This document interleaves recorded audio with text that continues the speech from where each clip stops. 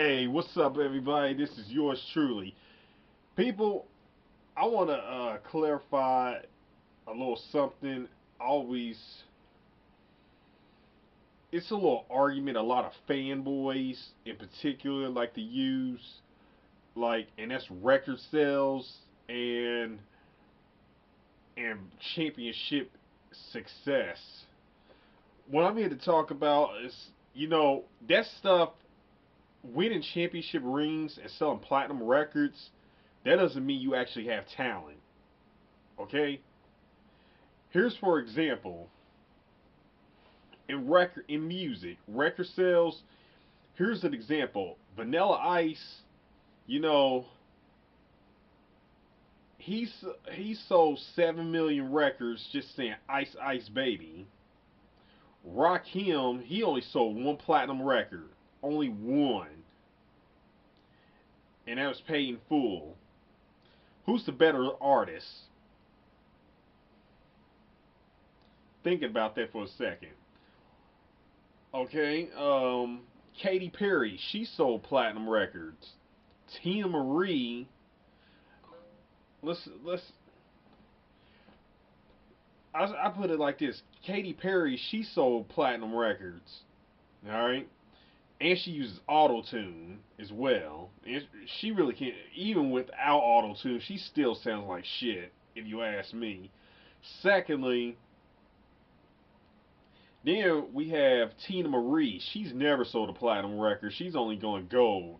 She has a voice like she could probably outsing half the chicks on the radio right now. Probably more than half of them. Probably all of them, including Beyonce. And you know, you gotta ask yourself, who's the better singer? Who's the more talented singer? You know what I'm saying? Music can be opinionated. I mean, it's all your opinion, but it comes to a line. But you gotta look at the skills as well. You know what I'm saying? Who's another thing? Lil Wayne. He sold all kinds of platinum records. His fanboys, they love using his record sales in their argument. Big Daddy Kane has never sold a platinum record before, and I think the song "Set It Off" is better than Lil Wayne's "Life." Okay, so it just goes to show you that this stuff doesn't matter. All right. Now and then, on the championship rings, I here's the deal.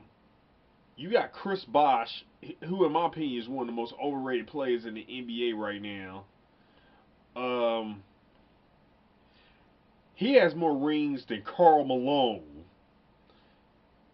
I guarantee you, Chris Bosh, after he retires, it's going to take years for him to get in the Hall of Fame. All right, LeBron and D Wade, they can retire now and get in the Hall of Fame. Chris Bosh, that no. Another person, let's see, Brandon Jacobs. He's won two Super Bowl rings, two, and Barry Sanders has none. Who's the better quarterback? I mean, who's the better running back? Just ask yourself that. Okay, I could probably name about 30 running backs, past or present, off the top of my head that are better than Brandon Jacobs.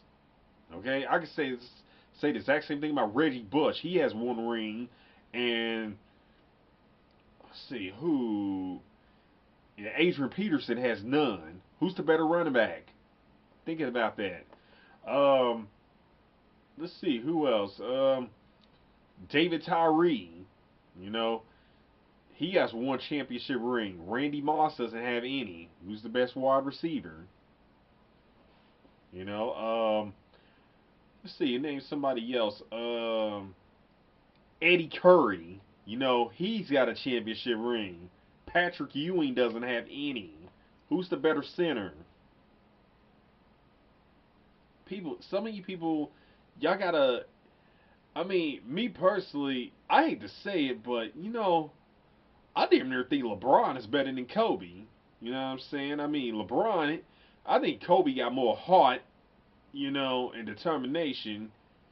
But LeBron, on the other hand, I mean, hey, what can you say, man? The dude can play on both sides of the ball. Kobe can too. Kobe can too. Don't get me wrong. But LeBron, dude, I'm not a Miami Heat fan, so or I'm not LeBron. In fact, I'm a LeBron hater.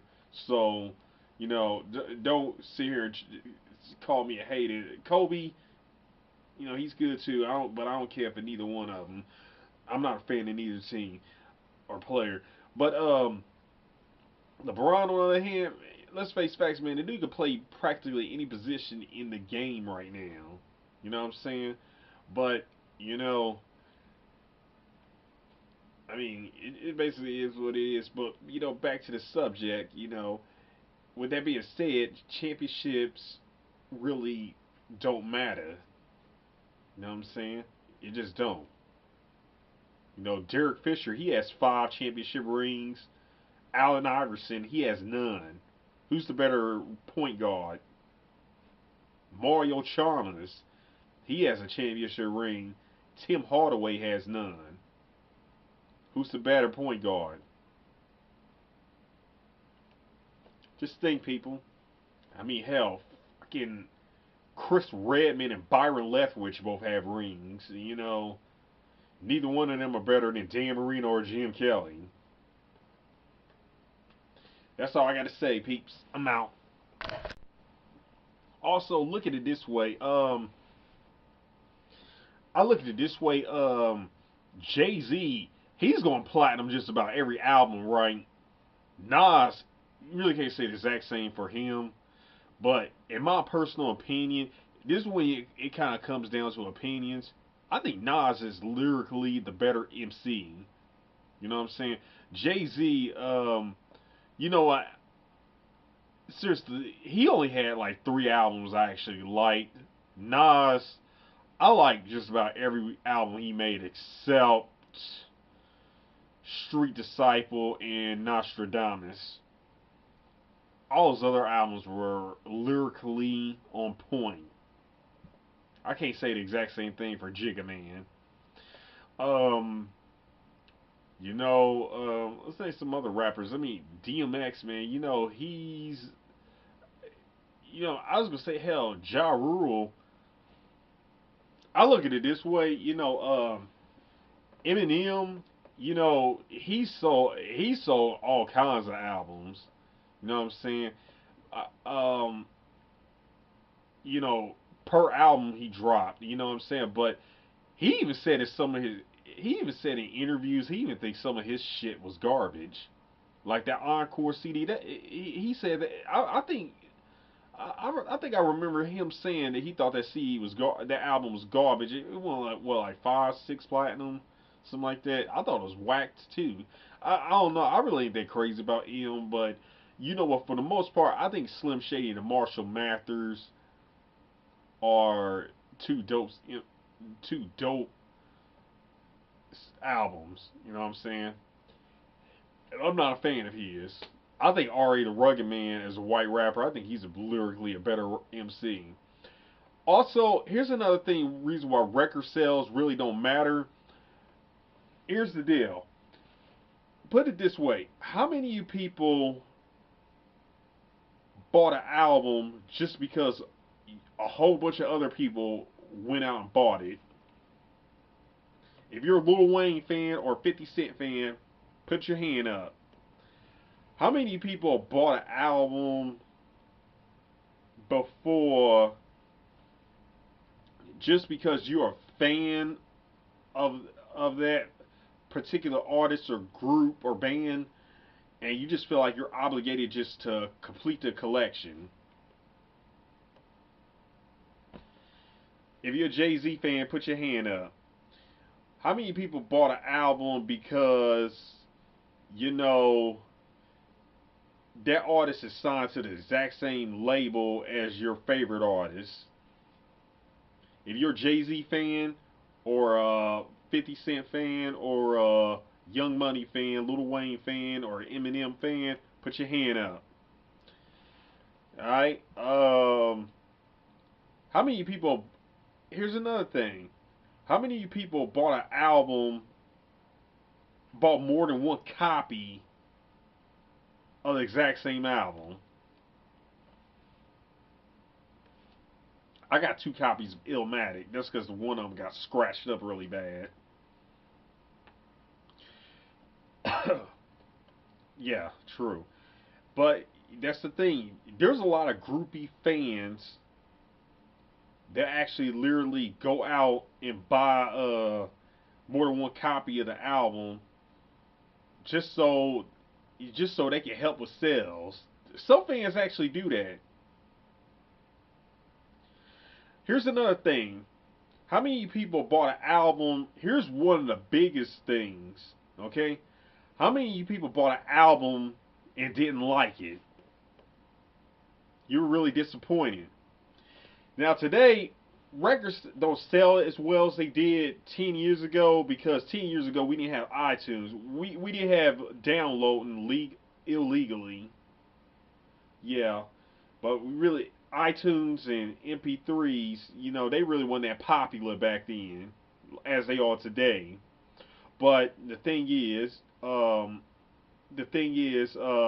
today you also got YouTube, and people will post a whole album on YouTube like weeks before an album comes out. All you gotta do is just listen to it and be like, all right, this ain't worth buying. You know what I'm saying? Back in the day, back in the '90s, you know what? You bought you bought an album and didn't know what to expect.